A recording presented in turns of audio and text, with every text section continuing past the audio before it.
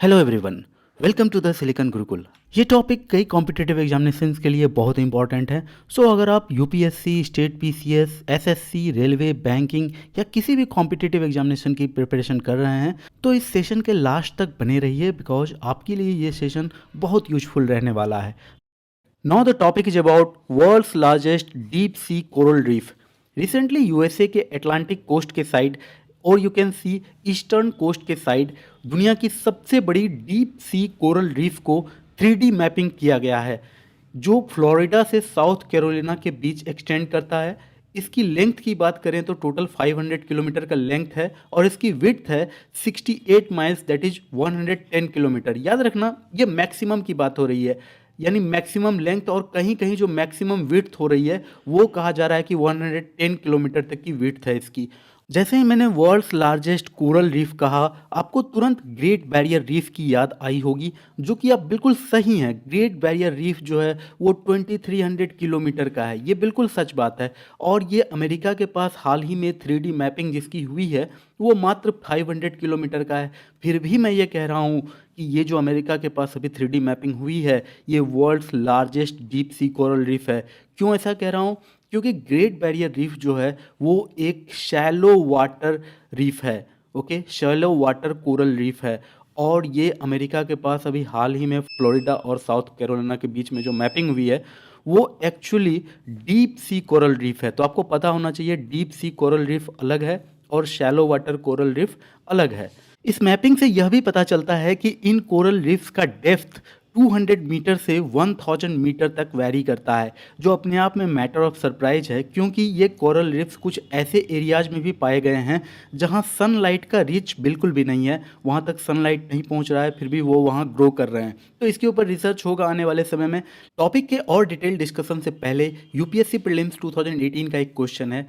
Consider the following statements. पहला statement है most of the world's coral reefs are in tropical waters. दूसरा statement है more than one third of the world's coral reefs are located in the territories of Australia, Indonesia, and Philippines. And the third statement, coral reefs host far more number of animals phyla than those hosted by tropical rainforest. So these are three statements and here are four options. Right answer आपको मिलेगा topic के detail discussion में। तो coral reefs होते क्या हैं? तो सबसे इंपॉर्टेंट बात है कि कोरल क्या होता है। तो coral actually large under water structures होते हैं, ये बहुत बड़े बड़े होते हैं। रीफ्स का मतलब आप सबको पता है कि जो समुद्र के नीचे एकदम सी के बॉटम में, सी के एकदम, अगर सी लेवल यहाँ है तो उसका कहीं ना कहीं ज़मीन होगा। वाटर तो इतना दूर फ्लो कर रहा है, नीचे कहीं ना कहीं ज़मीन होगा। इस पर जो एक हार्ड स्ट्रक्चर होता है उसी को कहा जाता है रीफ। और ये रीफ रॉक का भी हो सकता है, ये रीफ अलग अलग तरीके का हो सकता है। लेकिन अगर कोई रीफ इस तरह का है जो कि कोरल्स के कारण है, हो सकता है अंदर में कहीं ना कहीं उसमें रॉक भी रहा हो, उसके ऊपर कोरल्स ने अपना एक कॉलोनी बसा लिया है, बहुत ही लार्ज स्ट्रक्चर बना लिया है, तो वैसे पूरे स्ट्रक्चर को हम कहते हैं कोरल रीफ। अगर कहीं सिर्फ रॉक है और उस पर अगर कोरल्स नहीं डेवलप हो पाए, कोरल एक लिविंग थिंग है, सबसे पहले तो ये जान लो, कोरल एक लिविंग थिंग होता है। अगर रॉक है उसके ऊपर कोरल्स नहीं डेवलप हो पाए हैं, उस पर कोरल का एग्जिस्टेंस नहीं है, तो वो सिर्फ रीफ कहलाएगा। लेकिन अगर कहीं छोटा सा रॉक था लेकिन उसके ऊपर कोरल्स ने अपना कॉलोनी बना लिया है और बढ़ते ही जा रहा है, दिनों दिन उसकी हाइट बढ़ते ही जा रही है, तो that is called coral reef. तो ये तो पहले क्लियर हो गया कि कोरल रीफ होता क्या है। तो लार्ज अंडर वाटर स्ट्रक्चर्स ये इनवर्टेब्रेट्स होते हैं। आपको पता होना चाहिए वर्टेब्रेट्स जैसे ह्यूमंस है, कुछ एनिमल्स हैं, तो वो वर्टेब्रेट्स हैं, लेकिन ये कोरल्स इनवर्टेब्रेट्स होते हैं। ठीक है, वर्टेब्रा कॉलम इनमें नहीं होता है ऑब्वियसली। कोरल को इंडिविजुअली पॉलिप कहा जाता है। अगर एक कोरल है तो उसको पॉलिप भी कहा जाता है, और पूरे के पूरे पॉलिप के एक कॉलोनी को हम लोग कोरल कहते हैं। ऐसा कहा जाता है कि वर्ल्ड के मैक्सिमम लोगों ने कभी कोरल रीफ्स नहीं देखा और ना ही कभी लाइफ में देख पाएंगे, क्योंकि बहुत रेयर लोग होते हैं जो इतना डीप डाइविंग कर जाकर रियल में कोरल रीफ्स को देख पाते हैं। सो पिक्चर से ही हमें यहाँ समझना होगा, ये जो आप देख रहे हैं ये कोरल रीफ्स हैं। आप सब जानते हैं लिविंग थिंग्स को 5 किंगडम में बांटा गया है, Monera, protista, fungi, Plantae and Animalia. और एनिमिलिया किंगडम के बहुत सारे फाइलम हैं, उसी में से एक फाइलम है निडारिया, और निडेरिया का सब फाइलम है एंथोजोआ। और एंथोजोआ के अंदर जो कोरल होते हैं ना, वो एक बहुत बड़ी फैमिली है। इसके अंदर बहुत सारे जेनस हैं, बहुत सारे स्पीसीज हैं। उस पर तो अभी रिसर्च चल ही रहा है। तो आपको पता होना चाहिए इस तरह का एक स्ट्रक्चर है। प्रीलिम्स के लिए हो सकता है बहुत इंपॉर्टेंट हो जाए, या कोई भी कॉम्पिटिटिव एग्जाम में ऐसा क्वेश्चन आ सकता है कि कोरल किस फाइलम से बिलोंग करता है। तो निडेरिया आपको याद रखना है। एंथोजोआ भी याद रखें तो और अच्छी बात है। और एंथोजोआ के दो यहाँ क्लास हैं, एनीमोन एंड कोरल। तो ये एक सिंपल सा डायग्राम था। इसके अलावा देखो, कोरल जो होता है ये सिम्बायोसिस पर जीता है। अकेले इसमें जीने जैसा कुछ है नहीं। एक्चुअली है तो लिविंग थिंग्स, लेकिन ये ना तो फोटोसिंथेसिस कर सकता है, ना ही अपना खाना खुद बना सकता है, और ना ही ऐसा कुछ है कि कहीं और जाकर के किसी का शिकार कर ले और खा ले। वैसा भी कोई इसके पास स्कोप नहीं है। तो ये क्या करता है, अपने पॉलिप्स के ऊपर ये जो टेंटिकल्स हैं इसके, टेंटिकल्स विथ निमेटोसिस्ट्स, तो ये निमेटोसिस्ट्स में यहाँ रहने के लिए जगह देता है एक एल्गी को। उस एल्गी का नाम है जूजेंथले। तो ये सिम्बायोटिक एल्गी होता है। ये एल्गी देखो एक्चुअली होता क्या है, समुद्र के जल में, सी वाटर में, ये एल्गी को एक हैबिटेट चाहिए। हर किसी को एक हैबिटेट चाहिए। तो ये जो है, ये पॉलिप या कोरल, ये इसे घर देता है, रहने के लिए जगह देता है। तो सिम्बायोटिक रिलेशन क्या है, तो पॉलिप एल्गी को रहने के लिए जगह दे दिया, एल्गी बदले में फोटोसिंथेसिस करके खाना बनाएगा, और वो खाना खुद भी खाएगा और कुछ खाना ये पॉलिप को भी देगा खाने के लिए। तो ये माउथ होते हुए अपना खाना लेता है, ये टेंटिकल्स के जरिए खाना इसके मुंह में आता है, मुंह से फिर गैस्ट्रोवैस्कुलर कैविटी में जाता है और यहाँ खाना इसका पचता है और ये जिंदा रहता है। लेकिन साथ साथ जो सी वाटर में कहीं से भी कैल्शियम कार्बोनेट इसे मिलता है, वो उसे भी जमा कर कर अपना स्केलेटन बनाता है और धीरे धीरे ऊपर की ओर उठता है। ऊपर की ओर जाना क्यों जरूरी है इसे, क्योंकि जितना ऊपर जाएगा सनलाइट के उतना नज़दीक ये जाएगा।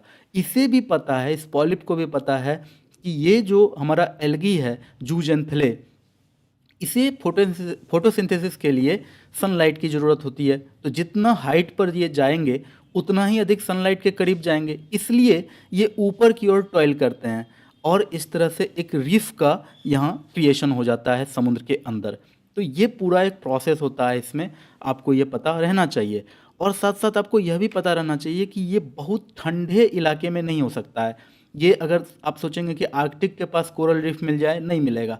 इसे ट्रॉपिकल जोन में ही अधिकांश पाया जाता है, बिकॉज यहाँ का वाटर उतना कोल्ड नहीं होता है और सैलिनिटी भी यहाँ कम होती है। तो याद रखना, इसे सैलिनिटी भी कम चाहिए और टेम्परेचर भी कम चाहिए, तभी जाकर कोरल रीफ्स आ पाएंगे। इसके अलावा वाटर में मूवमेंट भी उतना अधिक नहीं होना चाहिए। आपको पता होना चाहिए कि कभी कभी कहीं सुनामी आता है तो कुछ इस तरह का न्यूज़ भी आता है कि इतने सारे कोरल रीफ्स को नुकसान हुआ। तो सैलिनिटी नहीं चाहिए, एसिडिटी नहीं चाहिए, उसके बाद टेम्परेचर हाई या लो नहीं चाहिए। हाई हो तो ठीक है, सनलाइट आएगा तो ऑब्वियसली टेम्परेचर तो हाई हो ही जाएगा, लेकिन टेम्परेचर लो नहीं चाहिए। तो इतने सारे इसके रिक्वायरमेंट होते हैं। और आप देख सकते हैं यहाँ ऑस्ट्रेलिया के पास, तो इसका एक डिस्ट्रीब्यूशन मैप यहाँ आप देख लें कि ऑस्ट्रेलिया में करीब 16.1% वर्ल्ड का टोटल कोरल रीफ ऑस्ट्रेलिया के चारों ओर पाया जाता है। इसके अलावा ईस्ट एशिया में, यानी ये जो इंडोनेशिया और यहाँ थाईलैंड वगैरह जो एरिया है, तो यहाँ पर टोटल शेयर है 30.1%, यानी कि वर्ल्ड का 1/3 सिर्फ यहाँ पाया जाता है इंडोनेशिया के पास। और कैरिबियन में टोटल 10.2% है इस जगह पर, और पैसिफिक ओशियन के कुछ आइलैंड्स के पास इसका शेयर है 26.7%। आप देख सकते हैं कि शैलो वाटर में ये अधिक पाया जाता है। यहाँ हालांकि पाया गया है, जो साउथ कैरोलिना और फ्लोरिडा के बीच में पाया गया है अभी, जिसकी बारे में बात हो रही है, जिसके लिए ये टॉपिक है, तो वो डीप वाटर में पाया गया है। लेकिन हो सकता है वहाँ पर जो वो रॉक रहा हो, वो जो रीफ रहा हो, वो बहुत बड़ा रहा हो, उसके ऊपर हुआ हो ये। लेकिन डीप वाटर में जनरली ये नहीं पाया जाता है, बिकॉज इसको सनलाइट चाहिए, तो सनलाइट तो डीप वाटर तक जा नहीं पाता है। दैट्स वाई इस तरह का एक डिस्ट्रीब्यूशन पूरे वर्ल्ड में आपको देखने को मिलता है। आई होप ये आपको समझ में आ गया होगा। In this chart you can C shallow water coral और डीप वाटर कोरल में कुछ डिफरेंस बताए गए हैं कुछ स्पेसिफिकेशंस के बेसिस पर। फॉर एग्जांपल अपीयरेंस, तो शैलो वाटर कोरल जो होते हैं वो ब्राउन एंड ग्रीन दिखते हैं, जबकि डीप वाटर कोरल वाइट दिखते हैं। शैलो वाटर कोरल में बहुत अधिक डाइवर्सिटी होती है, लेकिन डीप वाटर कोरल में लो डाइवर्सिटी होती है।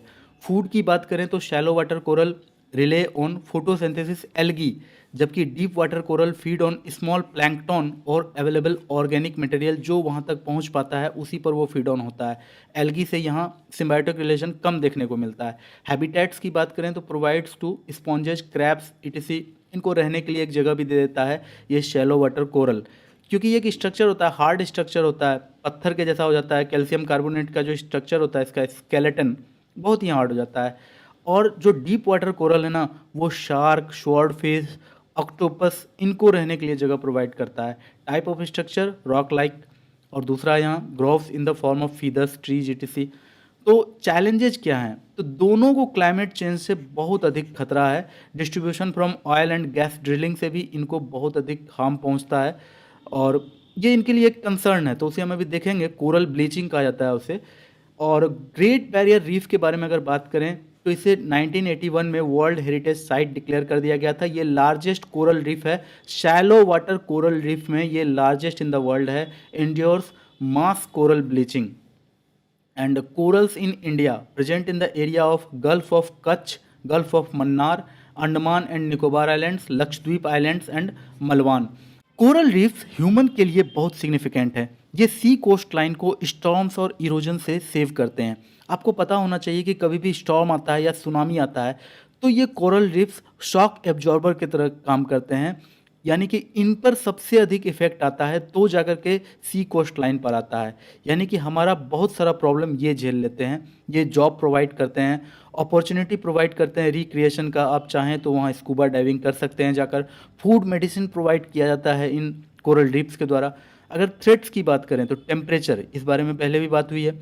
सेडिमेंट डिपोजिशन, देखो अक्सर हम कहते हैं कि जो हमारा रिवर वाटर होता है ना, रिवर वाटर अगर फ्लड में बहुत अधिक अपने साथ मिट्टी लेकर गया, अपने साथ बहुत अधिक सेडिमेंट लेकर गया, तो जैसे ही ये सी में जाकर ड्रेन होता है तो सी में इतना अधिक सेडिमेंट डिपोजिशन कर देता है कि ये कोरल रीफ्स को बहुत प्रॉब्लम कर देते हैं। सैलिनिटी बढ़ जाती है उससे, जैसे ही मिट्टी जाएगा उसमें मिलेगा सी वाटर में तो सैलिनिटी बढ़ जाएगी, तो कोरल रीफ्स में कुछ उसमें इरोजन आ सकता है, कोरल रीफ खराब हो सकते हैं।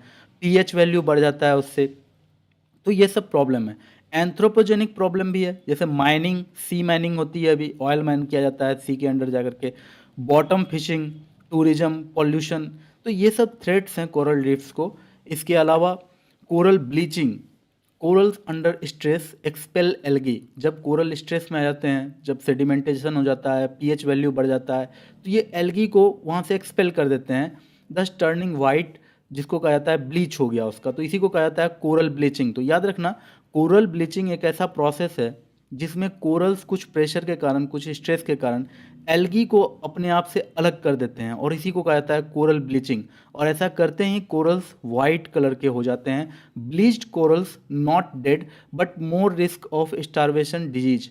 तो एक बार अगर ये एल्गी को अपने आप से हटा दिए, ऑब्वियसली कुछ दिनों के बाद इनकी डेथ होगी, तो तुरंत तो डेथ नहीं होती है लेकिन स्टारवेशन हो जाता है, भूख इन्हें बहुत अधिक लगती है, उसके बाद डिजीज होने लगते हैं और फाइनली अगर फिर से एल्गी यहाँ नहीं आया तो ये फिर एक दिन डाई आउट हो जाएंगे।